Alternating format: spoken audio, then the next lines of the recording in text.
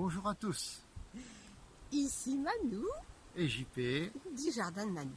Donc c'est une des dernières vidéos avant Noël que l'on fait. Donc vous l'aurez samedi matin. On espère que vous allez tous très bien, que vous profitez de ces moments juste avant les fêtes et puis des retrouvailles qu'on espère agréables, joyeuses et puis paisibles, afin qu'on puisse sortir tous de ce confinement qui est un peu bizarre, mais qui... Que cette pandémie s'éloigne enfin. Voilà, c'est ça, oui. Très bien, le sage a parlé. Oh, le sage. Alors, monsieur le sage, j'avais une question. Hier, l'autre jour, on a parlé de l'origine du jardin, et puis tu as montré le bassin. C'est vrai qu'on a fait un bassin, et peut-être ça peut intéresser des personnes qui auraient envie de savoir comment on a procédé. Comment nous avons procédé? Alors d'abord, pourquoi un bassin? Tout simplement parce que Manu avait envie d'avoir des grenouilles dans son parc. Oui, c'est vrai. Et pour attirer des grenouilles, il faut de l'eau. Oui. D'où le bassin. Oui, c'est vrai. Bien. Donc comment avons-nous procédé? Alors pour faire un bassin, vous savez qu'il y a plusieurs solutions. Soit acheter un bassin préformé qu'on met dans un trou et un bassin en résine, soit faire un bassin avec des bâches. Nous on a choisi la solution la plus simple pour nous, c'est le bassin préformé. Donc nous avons d'abord choisi l'emplacement. Et ça a demandé du temps. Ça a demandé du temps. Parce qu'il fallait, au départ, on se disait, si on met au fond du parc, on n'ira pas le voir souvent. Alors on l'a mis au milieu. Voilà, on avait aussi envisagé de le mettre tout à fait à côté de la maison. Puis on s'est dit, non mais on a des petits enfants, ça risque d'être un peu dangereux. Oui. Donc on va l'éloigner. Voilà. Donc on l'a mis au milieu du parc. En fait, c'est ça, voilà. Le long du mur, à l'abri du vent un peu. Oui. Voilà. Donc on a fait venir une entreprise de terrassement pour nous faire le trou à la mini-pelle.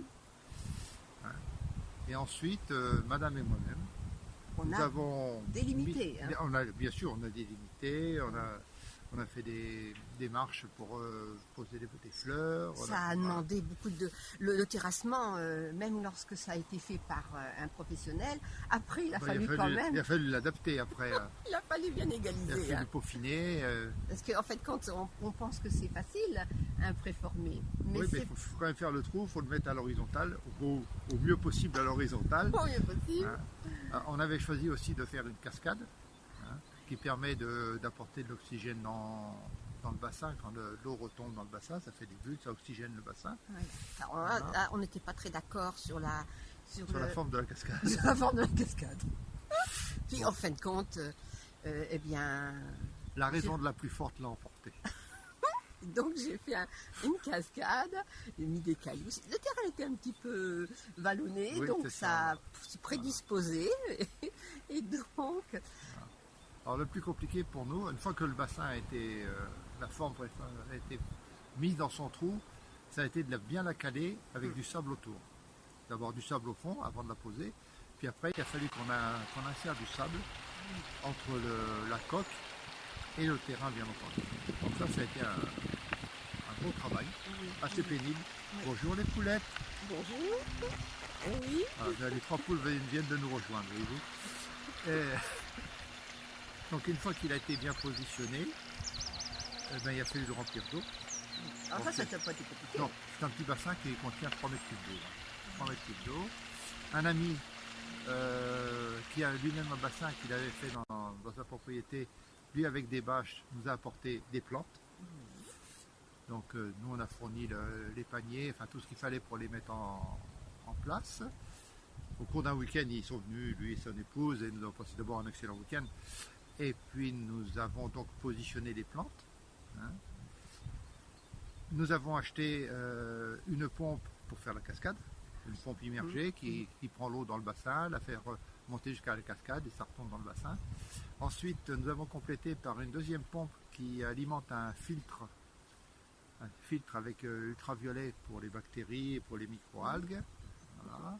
Ça n'empêche pas trop, hein. Il y a quand même, n'arrêtez plus, mais il y a quand même des algues qui font Il y a quand même des algues qui arrivent, bien sûr. C'est vrai. Ensuite, nous avons planté, alors vous pouvez voir, il y a des Cornus winterflam qui sont jaunes, qui vont devenir orangés très vite, hein, quand le froid va arriver. Et puis un magnifique céanote bleu qui commence un peu à fleurir. Hein. Il y a plusieurs floraisons, c'est un céanote. Des sédums. Au bas, on a mis des coques lourdes qui fleurissent. Hein. Donc, à chaque saison, c'est un petit peu différent. Là, c'est un petit peu plus triste, hein, mais ça a pris, vous allez voir avec les photos, ça a pris déjà beaucoup d'ampleur. Hein. Et puis au printemps, c'est autre chose. L'été, c'est aussi autre chose. Ça apporte de la vie. Hein. Voilà, tout à fait. Et tous les oiseaux viennent voir.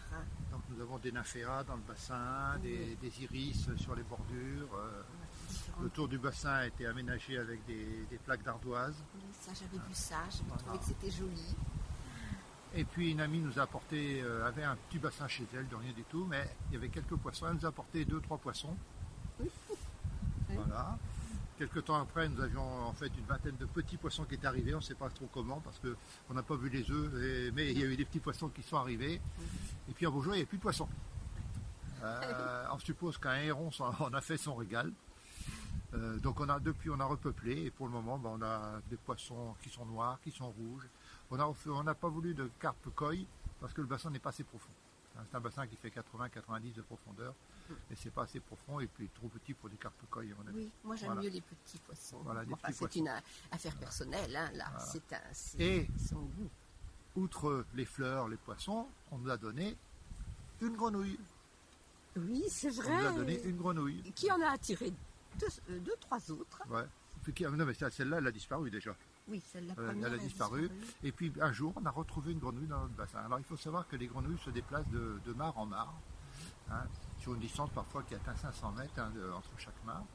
Et un beau jour, on a une grenouille qui est arrivée. Et maintenant, on en a deux. Quelquefois trois. Elle voyage, en fait, quand c'est grenouilles. Qui voyagent, qui nous connaissent. Parce que quand moi je descends dans le bassin pour le nettoyer, les grenouilles viennent me voir. J'en ai même pu en caresser une, vous vous rendez compte. Bon, je n'ai pas fait de bisous, hein, sinon c'est peut-être pas une princesse, alors pas de bisous. Tu n'en as pas une à la maison, toi? Moi j'ai une reine à la maison. Enfin voilà l'histoire du bassin. Voilà l'histoire du bassin qui nous fait vraiment très plaisir, on adore le regarder. Ça m'oblige moi à aller de temps en temps dedans pour le nettoyer un peu, enlever des branchages qui peuvent tomber dedans, parce que nous avons des arbres autour. Hein. Et puis enlever un peu les cochonneries que peuvent faire les poissons quand même à la longue, hein, tout ce qui peut pourrir dans l'eau. Voilà. Mais c'est un agrément très agréable. Hein. Oui, tout à fait. Et puis alors, chose aussi extraordinaire, c'est qu'on ne nourrit pas les poissons. Ah non, ils se débrouillent tout seuls. Voilà, on a pris cette option-là. Bon, c'est des petits poissons, mais en fin de compte, ils se développent, ils ont suffisamment à manger, j'imagine. Et il y a des petits qui arrivent, donc tout va bien, quoi. Ça sert aussi de nurserie parce qu'on a des crapauds, des crapauds qui viennent multiplier l'espèce, s'accoupler, multiplier l'espèce. C'est d'ailleurs dans le très bassin. amusant hein, de voir des crapauds s'accoupler. Ça dure une journée. Hein. La femelle est sur le mâle est sur la femelle. Quelquefois ici il y a deux mâles sur une femelle et il la serre de façon à ce qu'elle puisse expulser les œufs. Et ensuite, il féconde les œufs extérieurement. Mais donc, ça demande longtemps. Ça demande très longtemps, oui. Oui, et alors on a une ribambelle, des rubans avec des petits points noirs, plein de petits crapauds. Et on a plein de crapauds dans le jardin. Plein de têtards, et puis il y a des crapauds dans le jardin. Et puis voilà, on voit les têtards. Et puis après, un beau jour, les têtards commencent à avoir des pattes et on ne les voit plus. On ne les voit plus, exactement. Ouais, voilà. Alors maintenant, on va vous souhaiter un joyeux Noël. Et puis on vous redit la semaine après le 26, hein, vous aurez une vidéo je pense le 27. Hein, voilà. Avant la fin de 2020. Voilà. Et puis vous pouvez toujours aller sur le site www.chemanou.fr. Vous avez encore plein de produits qui peuvent faire plaisir. J'ai des clients qui régulièrement téléphonent ou viennent chercher. Donc ça me fait plaisir parce que c'est une toute petite entreprise, hein, mais de bons produits naturels, donc avec des fruits vraiment sans traitement. Donc là, c'est intéressant. Voilà. Alors bonne journée, à bientôt. À bientôt et passez donc un bon Noël.